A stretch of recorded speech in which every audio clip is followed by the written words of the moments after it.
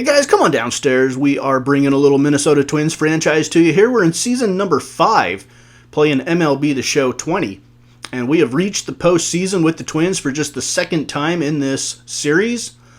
And let's look at game 2 of the other ALDS. The Rangers beat the Angels 6-5. They take a 2-0 series lead over in that side of the bracket. We hold a 1-0 lead over the Red Sox after a 2-1 win in game number 1. Nationals and Cardinals are tied up at 1. Dodgers lead 2-0.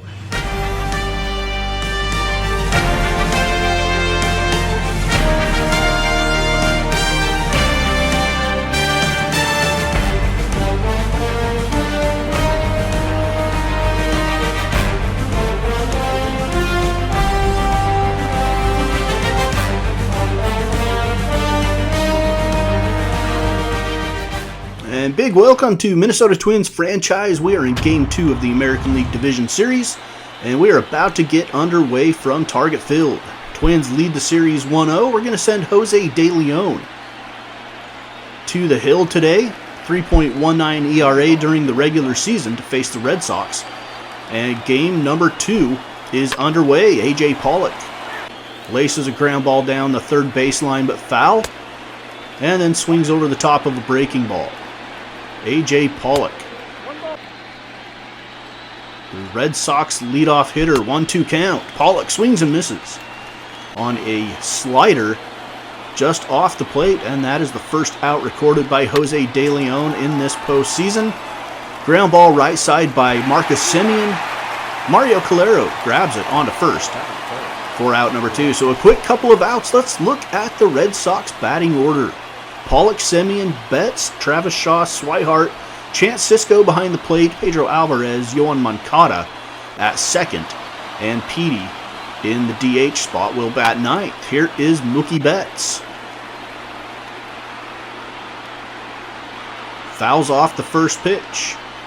0-1 count. Here's the delivery. It catches the inside corner just below the knees. Might have been a little low. And that call makes Mookie Betts forced to chase that one off the plate a quick 1-2-3 inning by Jose De Leon. And let's get a look at the Red Sox starter, Hyun Jin Ryu.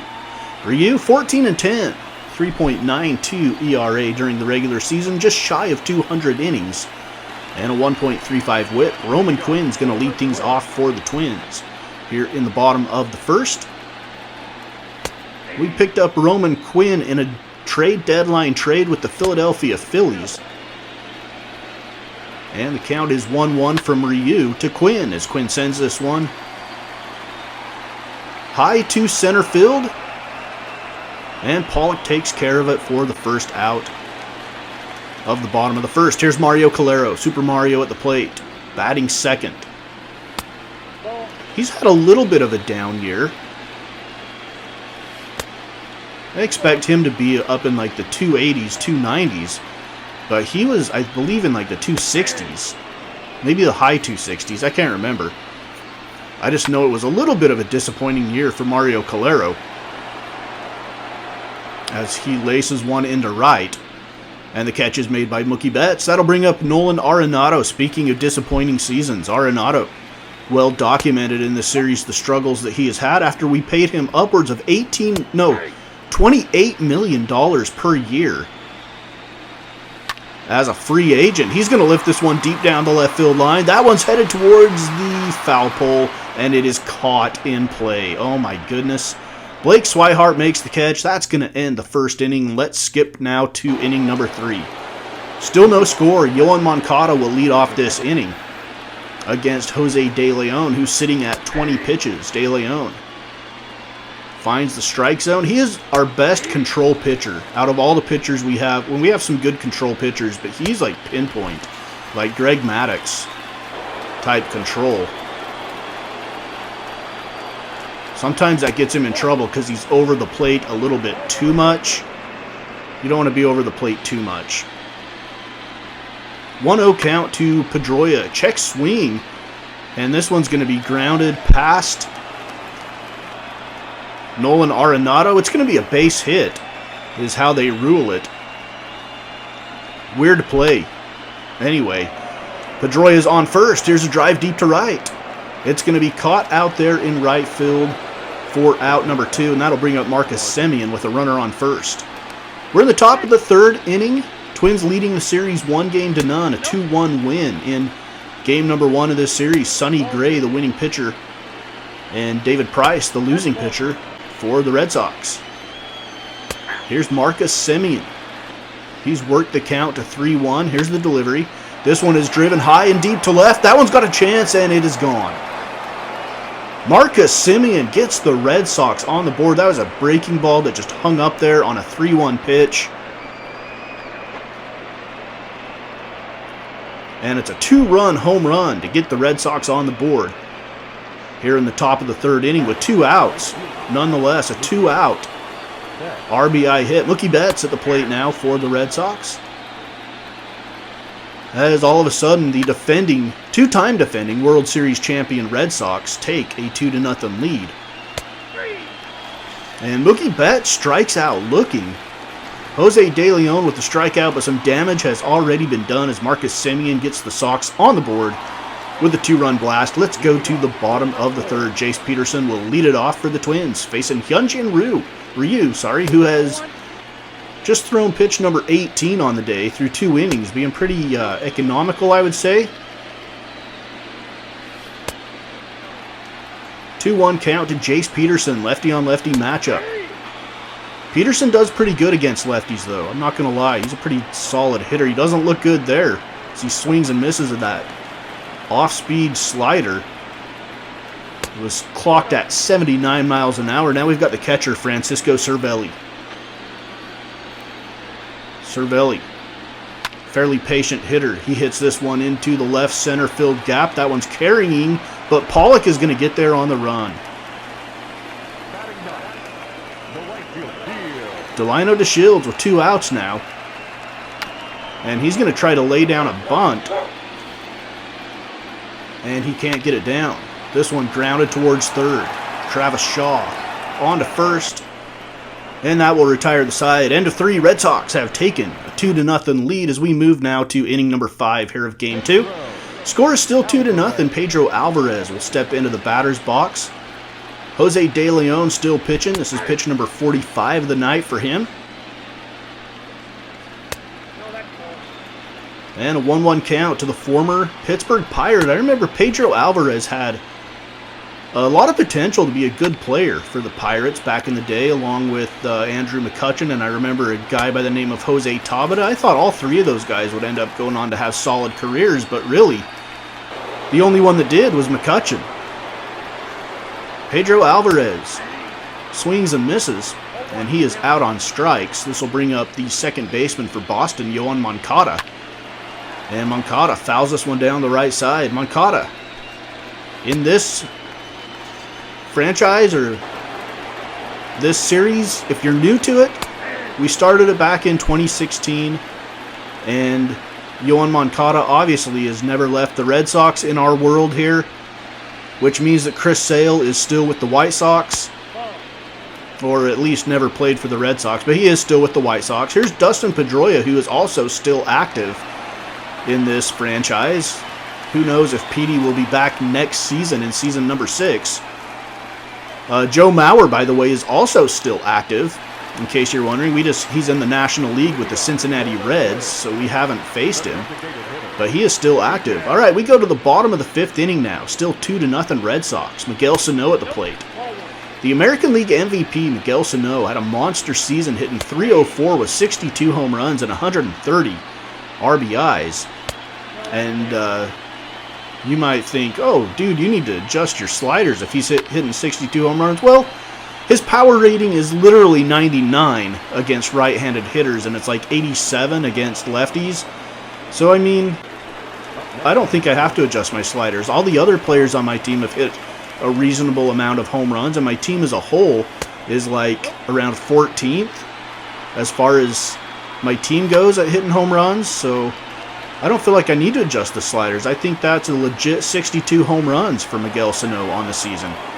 And he just has developed in this franchise to be a much better contact hitter than he has in real life. He's always had that power to hit the ball a mile, but Now he's hitting 304 in this franchise, which is not something he would be doing in real life, but his contact numbers are pretty good as well here. So he has just developed in this franchise a lot differently than he has in real life, and Twins fans in real life are hoping that he'll come around. All right, 6th inning. Score is still 2-0. Red Sox with the lead. A.J. Pollock will step into the box to face Jose De Leon, who's still pitching. Into the 6th inning, he's only thrown 56 pitches. So he has been pretty good so far, outside of that 2-run home run that he gave up to Marcus Semien on a hanging breaking ball.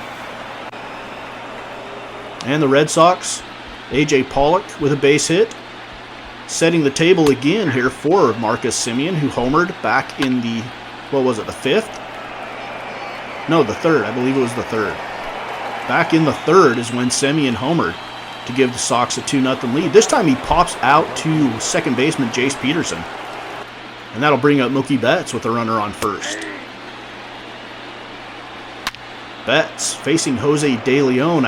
Looks like I threw a front door breaking ball to start off the at-bat to Betts. That's not something I do. And there's another front door breaking ball, and that one is tagged a long ways by Betts. Another 2-run home run for the Red Sox, and that's why I don't generally throw front door breaking balls to right-handed hitters with right-handed pitchers, because they tend to hang out over the plate. I'm not sure what I was doing. Trying to give Mookie Betts a different look or what, I don't know, but it didn't work out well for Jose De Leon and me calling pitches. I don't know, do you guys use the catchers to call your pitches? I don't like to. I like to call my own pitches. I like to call a game myself. This one driven deep to center. Maybe I shouldn't call a game myself, because it's not going well right here. Deep drive ends up being a double for the Red Sox, and that'll bring up Chance Sisco. Red Sox catcher, 1 for 2 on the day with a single back in the 2nd. 1 for 5 in the series as a whole. He's going to chop this one to the right side. Should be an easy play. Jace Peterson makes the out, but the Red Sox put 2 more on the board. Mookie Betts with a home run. Maybe it wasn't a breaking ball. It could have just been a changeup that moved a little bit laterally from Jose De Leon. All right, bottom of the 6th inning. Twins need to cut into this lead, or else this series is going to be evened up really quickly at 1 apiece. This isn't the first time that we've played the Red Sox in the postseason. Back in season number 3 of this franchise, we played the Red Sox in the American League Championship Series. After we swept the Toronto Blue Jays, we faced the Red Sox, and I believe we won Game 1 in that series and then lost 4 in a row to them. And they eventually went on to win the World Series in season number 3, as they did in season number 4. So we've had 4 World Series champions in this franchise. The first year was the Cubs, the second year was the Cubs, the third year was the Red Sox, the fourth year was the Red Sox, and now we're in our 5th season. So we've had the Cubs and the Red Sox who have won titles in this franchise, and that's it. The Dodgers come in as the favorites in this postseason after having won almost 120 games. They had a ridiculous record, like 116 wins or something like that. I can't remember. I think that's what it was. 116 wins on the season. They were just ridiculous. They were right up there with the 2001 Mariners. So they're the favorites coming into this, as all of a sudden the Twins have the bases loaded in the bottom of the 6th with nobody out yet for center fielder Roman Quinn. Quinn down the right field line. That one's going to stay in play. Betts makes the catch. Here comes the runner tagging, and the throw is going to be cut off, and the Twins are on the board. Jace Peterson comes across to score, and it's now 4-1 in the bottom of the 6th. Mario Calero steps in. With 1 out, Calero fouls this one down the right field line. Or actually towards the dugout, I should say. 1-1 count now. Delivery from Hyun Jin Ryu. Only 55 pitches for Ryu. And it's a 2-2 count to Super Mario. And Calero delivers a base hit into center. And that's going to score another run. The throw is going to be cut off. And all of a sudden it's 4-2 with Nolan Aronado a chance to break this game open. He would put the Twins up with a home run right here, but we just got to concentrate on keeping the line moving and not get overly aggressive with Arenado. That's some of the struggle that Arenado has had this season, is just being over-aggressive with him. This one's down the left field line. That's going to drop in. One run's going to come in to score. It's 4-3. Another runner is going to have to hold up at third. That's Mario Calero. He doesn't have the wills to score from first. And now with one out, Miguel Ceno's at the plate. It's 4-3 Red Sox. Twins have a chance to tie it up here or take the lead with a base hit. Take the lead by 2 with the home run. Miguel Ceno all of a sudden behind 0-2. He's going to take one inside and then ground it down the third baseline, chopped foul. With one out, Sano hard down the third base side of the field, and that's going to freeze the runner. And now we have 2 outs. Would have liked to have had him hit it to the other side of the field, or at least up the middle somewhere, not to one of the corners. That probably would have scored another run, but we weren't going to chance it with Mario Calero and his lack of speed over there at third. 0-2 delivery to Wilmer Flores now with 2 outs. We're in danger of stranding runners on second and third. 1 run shy of tying it up here. 3 runs already in the inning. And Ryu all of a sudden up to 70 on his pitch count. And this one is driven high and deep to center field. And that one's going to be playable. Pollock underneath it. And we do strand runners at second and third. We did push 3 across, though. And the Twins have come back to cut the lead to 1 at the end of 6. Let's move on to the 8th. We're going to bring in Jimmy Dyer now. 35 appearances during the regular season. Spent some time down at AAA, but once he came up, he stuck. And he's going to get a chance here to try to hold this lead at 1 here in the 8th. This one driven to center field. Roman Quinn is there. Quinn makes the catch for out number 1 in the 8th inning. Marcus Semien now. Responsible for 2 Red Sox runs in this game. This one ripped through the hole between third and short. And Semien is on with a base hit. And we're going to go to the bullpen again. This time bring in JT Chargois. Chargois, hard-throwing right-hander. He used to throw up in the triple digits. Back in the early days, like in year number 2 and year number 3 of this franchise, he was throwing in the triple digits. But now he's lost a little bit of that. Now he throws upwards of around 97, 98 in most of his pitches. He induces the ground ball double play. Wilmer Flores to Jace Peterson onto Calero at first. And the Twins get out of the 8th inning, still trailing the Red Sox by 1 run. Sox are going to bring in Craig Kimbrell. He has 38 saves and 44 save opportunities, but he has been demoted to setup guy in favor of Andrew Miller, who is now the Red Sox closer. So Craig Kimbrell in here for the 8th inning, facing Mario Calero. Twins trailing by a run. 1-2 count to Calero. Chops it foul. Delivery from Kimbrell. This one is skied out to right. And that one's going to hang up there for Mookie Betts. And 1 out in the bottom of the 8th. Here's Arenado with a double and RBI on the day. If there was a faster runner at first, he might have had 2 RBIs and we might be tied. But Mario Calero is not a fast runner. This one is flied out to center field for out number 2, and now we've got Miguel Ceno at the plate. Looks like everybody's trying to hit home runs here to try to tie up the game. Just get on base, guys.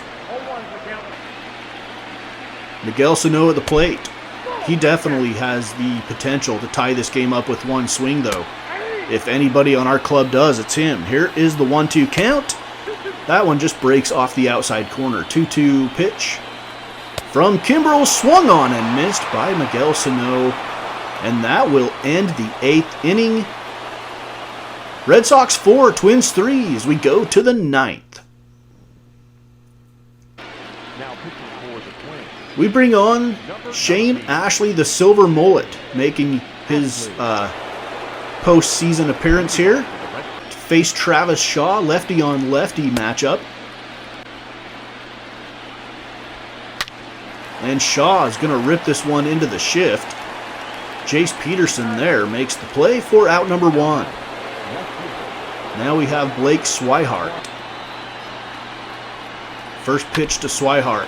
Chopped right side. Actually, it was in the air, I guess. Calero catches it. Looked like it was chopped to me, but that one... Line drive out to Calero at first. Here's Chance Sisco now. 1 for 3 on the day for him. The Red Sox left-handed hitting catcher. 0-1 count. Swung on and missed. Breaking ball from Shane Ashley. Shane Ashley has both a curveball and a slider that are very effective against lefties. That one's a slider on the outside corner. Chopped foul, and Sisco stays alive. Now he's going to go right back up the middle. Jace Peterson, easy play on to first. And that retires the side. We're going to go to the bottom of the ninth. Red Sox looking to close out game number 2 and tie the series up at 1 apiece. Andrew Miller, the new closer for the Red Sox. 7 saves in 9 save opportunities as he took over from Kimbrel towards the end of the regular season. Here is Miller's first pitch of the day facing Wilmer Flores. The bottom of the ninth is underway. Flores looks at ball number 2. And this one splits the plate in half. And Flores looks at another one. Twins look like they're just trying to get a base runner some way, somehow. Flores taking pitches. And now he takes the third ball. Count runs full. Flores versus Miller. Nobody out in the bottom of the ninth. Here's the delivery. Oh, and he swings at what would have been ball 4. Wilmer Flores goes down, and the Red Sox are now 2 outs away from evening up this American League Division Series at 1 game apiece. Eddie Rosario, who walked back in the 7th. He's pretty solid hitter against lefties. Generally try to find something up and away that he can extend his arms and drive the other way. And he is all of a sudden behind 0-2. And then he swings and misses at the slider. And all of a sudden, the Twins are down to their final out here in game number 2. Jace Peterson, he has some pop in his bat against lefties, no question. He's going to look at strike number 1, though. Andrew Miller, a tough customer. Here in the late innings, and it's a line drive to second, and that's going to do it. The Red Sox come in to Target Field and take game number 2 by a score of 4-3. And the American League Division Series is now tied up at 1 game apiece as we head back to Fenway Park for games 3 and 4. Marcus Semien, 2 for 4 with a home run and 2 RBIs. Mookie Betts, 1 for 4 with a home run and 2 RBIs. That was all the scoring the Red Sox needed. As they win the game, tie up the series at 1 apiece. And next episode will be game number 3, very pivotal game number 3 from Fenway Park. As Minnesota Twins franchise season number 5 continues to roll on. We're in the postseason. It's Mama's Basement Sports Gaming and MLB The Show 20.